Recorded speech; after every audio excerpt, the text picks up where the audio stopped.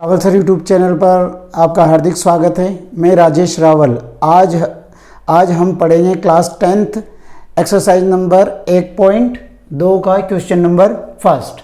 अभाज्य गुणनखंडों के गुणनफल के रूप में व्यक्त कीजिए। इसमें हमारा पहला क्वेश्चन है 140। तो 140 के हमें गुणनखंड करने हैं। देखो 140 के हम गुणनखंड कर लेंगे। तो 140 में जब लास्ट में 0 है तो 0 एक सम संख्या, तो 2 का भाग लगाएंगे। 2 7 14 0, वापस 0 है तो 2 का लगाएंगे। 2 3 6, 1 बच गया। 2 5 10। अब देखो, अब इसमें सम संख्या नहीं है। अब हम देखते हैं, देखो 3 का तो लगा ही नहीं सकते हैं, तो हम 5 का लगाएंगे। 5 7 35 और 7 एकम 7। तो हम इसके गुणनखंड को 140 के जो अभाज्य गुणनखंड को क्या लिख सकते हैं। अब 2 कितनी बार है, 2 बार है, तो 2 की घात 2 इंटू 5 और इंटू 7। ये हमारा फर्स्ट क्वेश्चन हो गया। हम सेकंड सवाल देखते हैं 156। 156 के गुणनखंड कर लेते हैं। 2 का लगाएंगे। 2 7 14, 1 बच गया। 2 8 16, 2 का लगाएंगे। 2 3 6, 1 बच गया। 2 9 18। इनको जोड़ो, 9 10 11 12, यानी 12 3 की टेबल में आते हैं, इसलिए हमें 3 से पूरी बार भाग जाएगा। 3 एकम 3, 3 तिया 9। अब 13 सिर्फ 13 की टेबल में आते हैं। 13 एकम 13। तो 156 के जो गुणनखंड हो जाएंगे 2 की घात 2, 2 की घात 2 इंटू 3 इंटू 13। ये इसके अभाज्य गुणनखंड हो जाएंगे। तीसरा सवाल है 3825 के हमें अभाज्य गुणनखंड करने। तो 3825 के गुणनखंड करेंगे। जोड़ो इनको, 7 8 7 15, 15 और 3 18, यानी 18 हो रहे हैं इसके योग करने पर, यानी 18 3 की टेबल में आता है, यानी 3 की भाजकता का नियम लगेगा। तो 3 एकम 3, 3 दूनी 6, 2 बचे। 3 7 21, 1 बचा। 3 5 15। इसको जोड़ो, 7 और 5 12, 13 14 और 1 15, यानी 15 3 की टेबल में आते हैं, तो 3 से पूरी बार भाग जाएगा। तो 3 चौक 12। अब 3 दूनी 6, 1 बचा। 3 5 15, 7 8 9 10 11। अब ये देखो, ये 11 इसकी टेबल में नहीं आते, तो अब हमें 5 आ गया। तो 0 या 5 होगा तो हम 5 की भाजकता का नियम, तो 5 से लगाएंगे। 5 8 40 और 5 5 25 और 5 का लगेगा। 5 एकम 5, 3 बचे। 5 7 35 और 17 एकम 17। तो 3825 के गुणनखंड आए। 3 की घात 2, 5 की घात 2 और 17। तो 3 की घात 2 इंटू 5 की घात 2 इंटू 17, ये इसके गुणनखंड हो जाएंगे। चौथा सवाल है 5005 को अभाज्य गुणनखंड के रूप में व्यक्त कीजिए। तो 5005 के गुणनखंड करेंगे। 5 का लगाएंगे। 5 एकम 5, 0 0 और 1।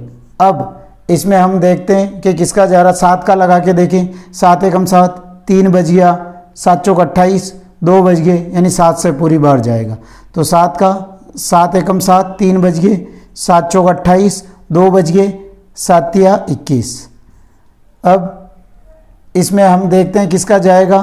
तो 7 का तो जाएगा ही नहीं। 11 का लगा के देखते हैं। तो 11 एकम 11, 12 13 14, 3 बज गए। तो 11 तिया 33 और इसमें लग जाएगा 13 एकम 13।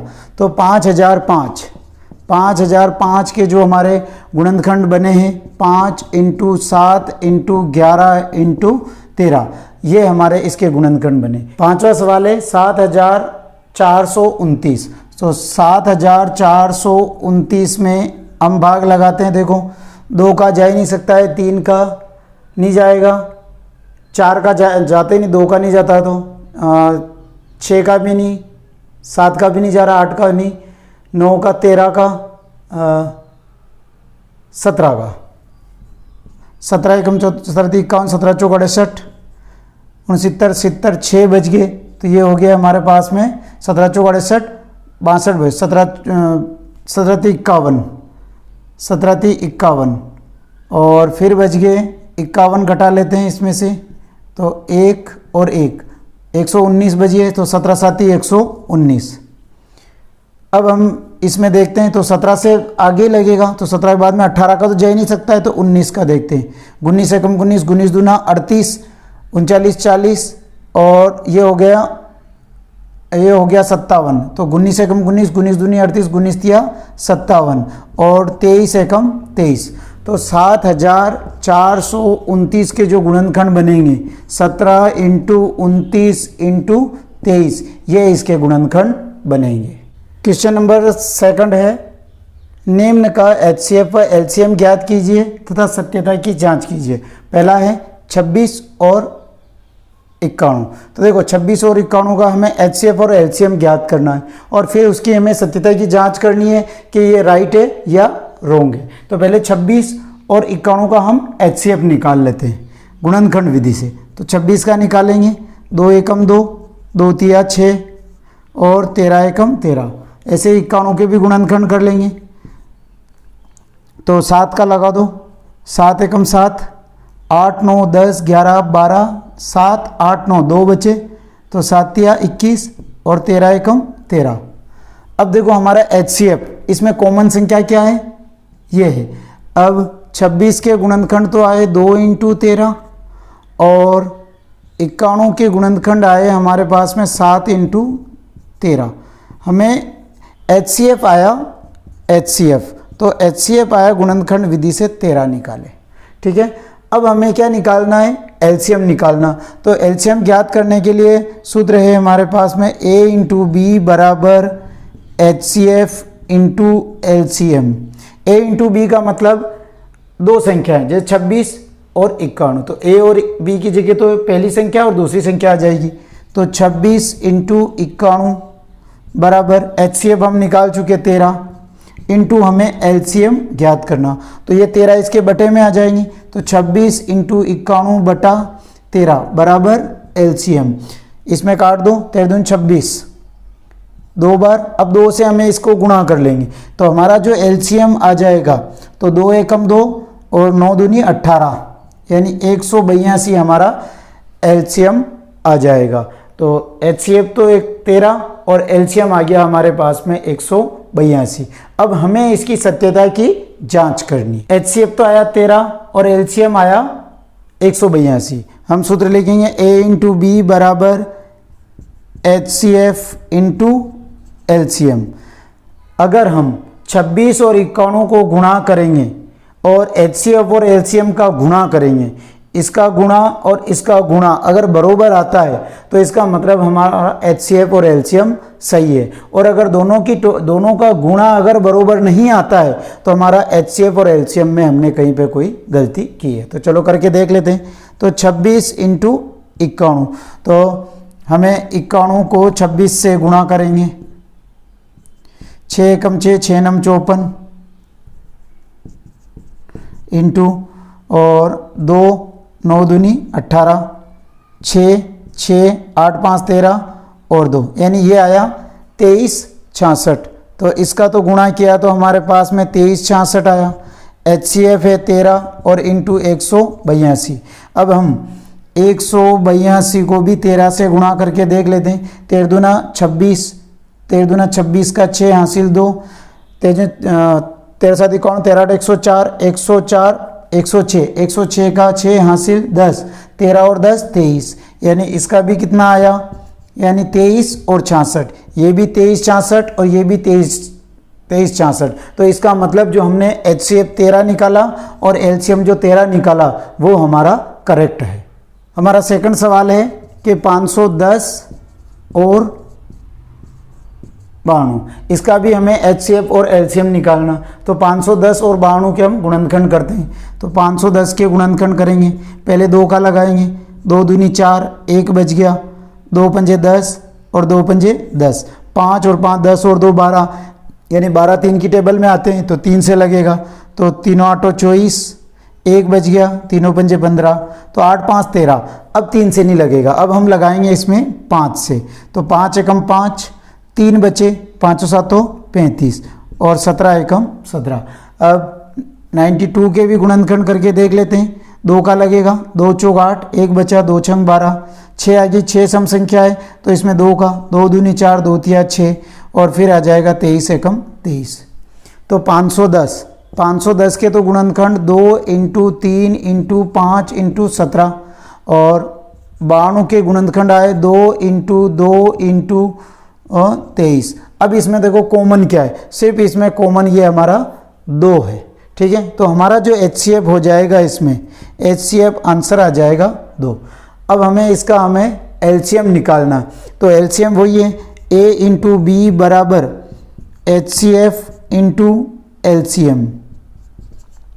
A इंटू बी का मतलब पहली संख्या और दूसरी संख्या, तो 510 इंटू 92 बराबर 2 इंटू LCM ज्ञात करना। ये 2 बटे में आ जाएगा, तो 510 इंटू 92 बटा 2 बराबर LCM। काट दो इसको, 2 चौक 8 और 2 छंग 12। 510 को हम 46 से गुणा कर लेंगे। 510 को 46 से गुणा, तो 0 6 एकम 6 और 6 पंजे 30 इंटू 0 4 एकम 4 4 पंजे 20 0 6 4 3 2 यानी 23,460। तो हमारा जो LCM आएगा, LCM बराबर 23,460, ये हमारा LCM आएगा। अब हम इसकी सत्यता की जांच, HCF आया 2, LCM आया 23,460 इनका, ठीक है। अब हमें इसका सत्यता की जांच करनी, तो A इंटू बी बराबर HCF into LCM। A into B का मतलब 510 इंटू 92 बराबर HCF है 2 और इधर है 23,460। हम 23,460 को 2 से गुणा करेंगे, तो 0 2 छंग 12 का 2 हासिल 1 4 दूनी 8 और 1 9 3 दूनी 6 और 2 दूनी 4, तो 46,920 आए। अब हम 510 को अगर 92 से गुणा करते हैं और 46,920 आ जाते हैं, तो इसका मतलब HCF और LCM हमारा सही है। और अगर इसकी गुणा करते हैं 46,920 नहीं आते हैं, तो इसका मतलब हमारा HCF और LCM में मिस्टेक है। चलो गुणा करके देख लेते हैं। 510 को हम 92 से गुणा करेंगे, तो 0 2 एकम 2 और 2 पंजे 10 0 9 एकम 9 9 पंजे 45 0 2 9 6 और 4 यानी 46,920। तो इसको गुणा किया 46,920, ये भी 46,920, ये भी 46,920। इसका मतलब हमारा HCF और LCM करेक्ट है। दूसरे का तीसरा है 336 और 54 का हमें HCF और LCM ज्ञात करना है और इसकी जांच करनी। तो 336 के गुणनखंड करेंगे, 2 का लगाएंगे, 2 एकम 2 1 बच गया, 2 छंग 12 1 2 आठी 16 2 आठी 16 2 चौक 8, 2 का लगाएंगे, 2 चौक 8 2 दूनी 4 2 दूनी 4 2 एकम 2 3 का लगाएंगे, 3 7 21 और 7 एकम 7। ऐसे ही हम निकालेंगे 54 के गुणनखंड। 54 के, तो 2 का लगाएंगे, 2 दूनी 4 2 साती 14 3 का लगाएंगे, 3 नम 27 3 तिया 9 और 3 एकम 3। तो 336 के जो गुणनखंड आए, 2 कितनी बार है 1 2 3 4 4 बार, तो 2 की घात 4 इंटू 3 इंटू 7। और 54 के गुणनखंड आए हमारे पास में 2 इंटू 3 इंटू 3 इंटू 3। और हम इसको ऐसे भी लिख सकते हैं कि 2 की घात 4 का मतलब 2 को 4 बार लिखना है, ठीक है। और इंटू फिर कितना आ जाएगा 3 इंटू 7। अब इसमें कॉमन देखो, एक तो 2 कॉमन है और एक और 3 कॉमन है, और कोई भी संख्या हमारे पास में कॉमन नहीं है। तो इसका मतलब हमारे जो HCF हो जाएगा 2 और 3, तो 2 इंटू 3 बराबर 6। तो HCF आ जाएगा हमारे पास में 6।